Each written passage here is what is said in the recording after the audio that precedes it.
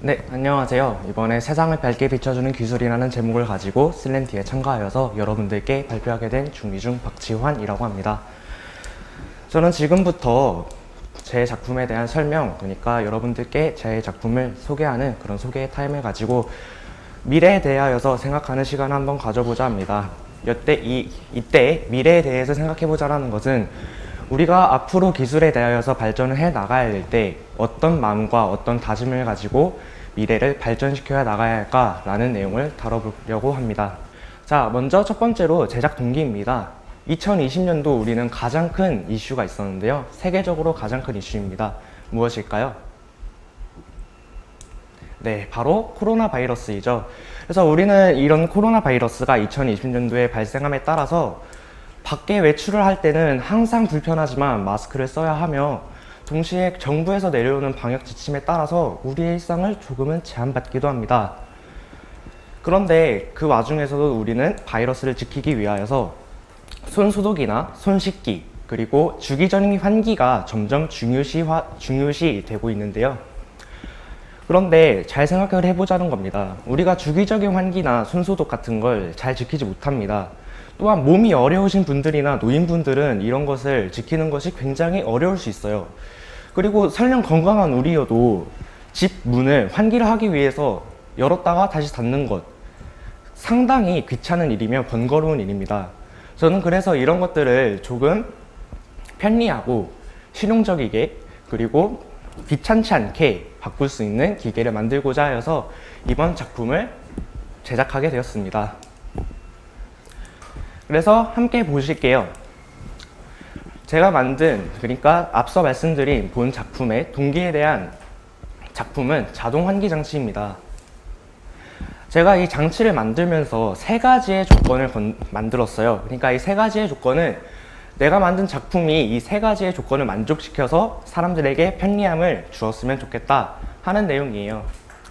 첫 번째 조건입니다. 일정 시간이 되면 실내를 자동으로 환기하자. 자동 환기 시스템이라는 타이틀을 가진 만큼 일정 시간이 됐을 때 자동으로 환기를 해주지 않는다면 그것이 자동 환기 장치는 아니겠죠. 그래서 이러한 조건을 걸어봤고요. 두 번째 조건은 보편적으로 사용되는 창문을 이용하여 환기할 것입니다.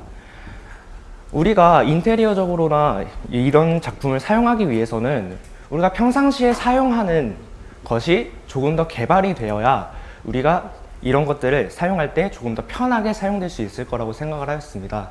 그렇게 해서 미닫이 창문이나 그런 것을 이용하고자 하였으나 정말로 이렇게 말은 되게 광대하게 하지만 이 조건은 이루지 못하였는데요. 제가 이용한 키트가 과학상자이고 그렇다 보니 부품에 제한을 받게 되었습니다.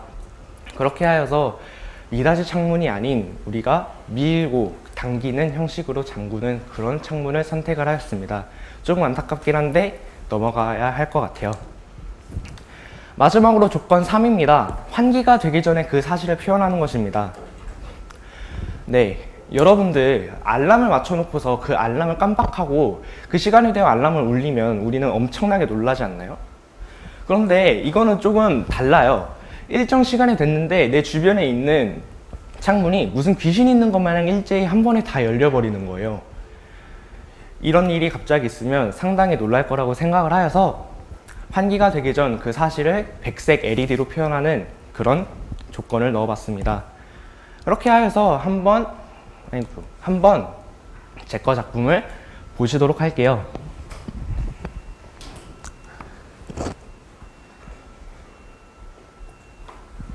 네, 이렇게 제가 실현을 하기 위해서 어쩔 수 없이 이 초음파 센서를 할 때만 일어나 있을 텐데요. 살짝 양해를 부탁드릴게요. 이제 한번 실현해 보도록 하겠습니다. 먼저 조건에는 없지만 집안에 문이 있을 거 아니에요. 그래서 문을 일단 만들어 놨어요. 자동 문이고요. 지금 이렇게 백색 LED가 들어왔죠. 이러고 나서 창문이 열리는 것을 우리는 볼 수가 있어요. 이렇게 사실을 말하고 그 다음에 창문이 닫히는 식으로, 이런 식으로 시연을 했습니다. 이렇게 저의 시연은 끝이 났고요. 앞서 있었던 여러 친구에 비해서는 좀 많이 짧지 않나라고 생각을 하실 수 있어요. 하지만 저는 제 작품에 대해서 크게 잘 만들었다고 생각을 하지 않아요. 왜냐하면 이것은 누구나 할 수 있는 것이고 여러분들도 마음만 먹으면 할 수 있는 것들이에요. 그렇기 때문에 저는 이렇게 우리가 발전을 해나가고 이런 기술을 배우며 기계를 배워서 미래를 만들어 나갈 때 어떠한 마음을 가지고 미래를 만들고 제작해 나가야 될까라는 것에 조금 더 초점을 두고 싶어요. 그래서 다음은 미래에 대하여서 한번 생각을 해보는 겁니다. 근데 무턱대고 미래에 대해서 한번 생각을 해보자 라고 말하면은 어떻게 생각을 해야 되는데 라고 생각할 수가 있잖아요. 그래서 저는 과거에 대해서 조금 둘러보고 가려고 해요. 자, 과거에 대해 둘러볼 건데요. 일단 사진을 보면은 탱크, 그리고 전함, 폭격기, 레이더, 그리고 암호 해독을 위한 최초의 컴퓨터가 있습니다. 자, 여러분들 이런 것들은 무엇을 위한 기술이죠?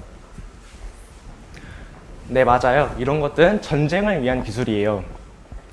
그렇다면은 왜 이런 것들이, 물론 이런 것들의 일부는 전쟁이 끝난 이후에 레이더와 같은 경우에는 GPS나 와이파이와 같은 통신기기로 발전이 되었고, 컴퓨터 같은 거는 우리가 잘 알고 있죠. 휴대폰이나 그런 것들을 만들어 주었고요.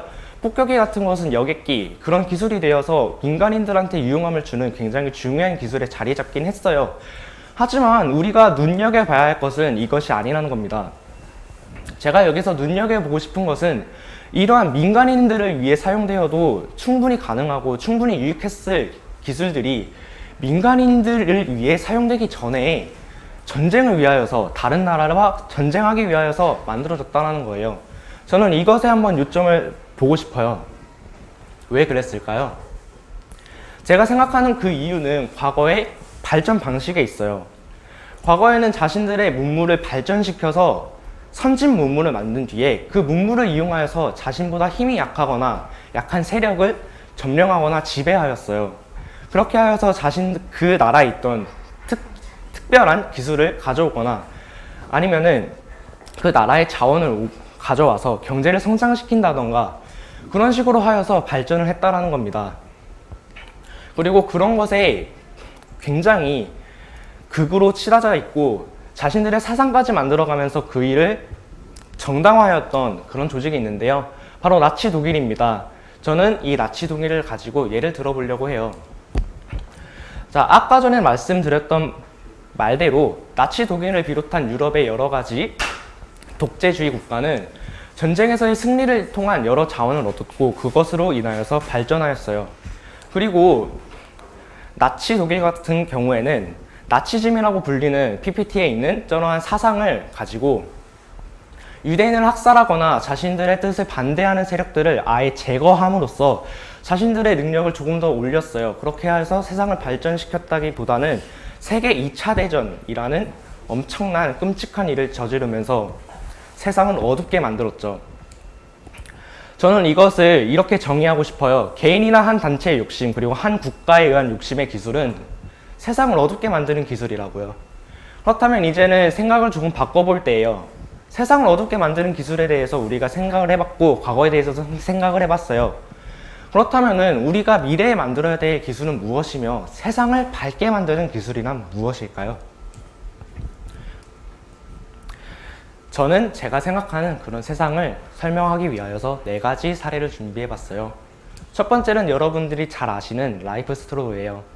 이것은 가난하여서 식수조차 보장받지 못하는 사람들을 위하여서 만들어진 적정 기술 중 한 사례죠. 그리고 두 번째는 태양광 발전이에요. 이것은 무엇이죠? 바로 사람과 환경의 공존을 위하여서 만들어진 친환경 에너지 중 하나예요. 그리고 안전벨트. 왜 갑자기 안전벨트냐? 그렇게 말씀하실 수도 있지만 사실 우리가 사용하는 안전벨트는 볼보사에서 만든 것이에요. 볼보사는 전보다 훨씬 더 안전한 이런 차량용 안전벨트를 만들었지만 사람의 생명이나 안전이 더 중요시돼야 된다고 생각을 했어요. 자신들의 이익보다요. 그렇게 하여서 이렇게 만든 우수한 기술을 특허를 내지 않고 세상에 그냥 뿌림으로써 더 많은 사람들이 차량을 탈 때 안전할 수 있도록 만들어 주었어요. 그리고 마지막으로 인터넷 사회에서 글을 읽지 못하거나 몸이 불편하신 분들은 정보를 받아들이고 인터넷에서 활동하는 것이 조금 어려울 수 있어요. 그래서 그런 분들이 정보에 대해 한 걸음 더 빨리 나아가고 함께 할 수 있게 만들어진 접근성 기술이에요. 자, 이렇게 네 가지의 예시를 말씀드렸는데요. 이런 네 가지의 예시, 공통점이 무엇일까요? 제가 생각하는 공통점은 서로가 함께하기 위하여서 자신의 이익보다는 서로의 이익을 우선시했다는 거예요. 그래서 저는 정의하고 싶어요. 이런 예시, 그리고 이런 예시와 비슷한 사례들은 세상을 밝게 비추는 기술이 된다는 거예요. 그리고 이것은 서로가 서로의 소중함을 알고 때론 경쟁하기도 하지만 도우면서 함께 발전해 나가야 된다는 것이죠. 그래서 이런 것들을 생각해 본 저의 앞으로의 목표를 말씀드리고자 해요. 저는 이 그림처럼 모두를 위한 과학을 하고 싶어요. 그리고 여러분들도 모두를 위한 과학에 힘써 주셨으면 좋겠어요. 과학은 개인의 것일까요? 아니요, 과학은 개인의 것이 아니에요. 과학이 개인의 것이 되는 순간 그것은 정말로 끔찍한 재앙을 불러올 거예요. 과학은 모두를 위한 것이고 모두를 위해 사용되어야 하며 인류애를 실천하기 위한 도구가 되어야 한다고 생각을 해요. 그렇기 때문에 때로는 우리가 손해를 보는 일이 있더라도 남을 도울 수 있는 그런 생각을 가지고 있어야 된다는 거예요. 그래서 저는 이런 생각을 가지고 세상을 밝게 비추기 위한 다짐과 노력 세 가지를 정리해 보았어요. 첫 번째는 나와 상대방의 소중함을 알자는 거예요. 나도 소중한 만큼 상대방의 생각과 그런 것도 소중하고 특별한 거예요. 그런 것을 안다면 우리는 세상을 살아갈 때 조금 더 서로를 위하여서 살아갈 수 있지 않을까요? 두 번째는 앞으로 미래 사회에 대해서 관심을 가지자라는 거예요. 미래 사회는 지금보다 훨씬 더 빠른 속도로 발전해 나갈 거예요. 그런데 우리가 이렇게 급격한 변화 속에서 과학기술과 발전, 그리고 기술의 발전에 대해서 관심을 가지지 않는다면 잘못되고 있는 것이나 올바른지 그런 것들을 확인할 수 없지 않을까요? 그렇다면 몇몇의 잘못된 생각을 하고 있는 사람들은 그것을 이용하여서 세상을 똑같은 실수를 반복하게 만들 것이에요. 그렇기 때문에 앞으로의 미래 사회에 대한 관심을 가져야 하며, 그리고 두 번째는 세상이 힘, 권력, 그리고 돈으로 좌우된다는 1차원적인 사고가 아닌 사회의 성장, 그리고 성숙, 그리고 인간관계를 생각하며 논리적인 사고로서 보다 더 좋은 해결책과 사람들이 서로 함께 할 수 있는 해결책을 내자는 거예요. 지금까지 저의 발표를 했는데요. 여러분들도 앞서 들었던 여러 가지 좋은 발표들과 저의 발표를 함께 생각을 하시면서 미래를 위한, 그리고 미래에 대해서 자신이 생각하고 있었던 그런 생각을 정리해보는 시간을 가지시는 건 어떠실까요? 지금까지 저의 발표를 들어주셔서 감사하고요. 이만 저는 마치도록 하겠습니다. 감사합니다.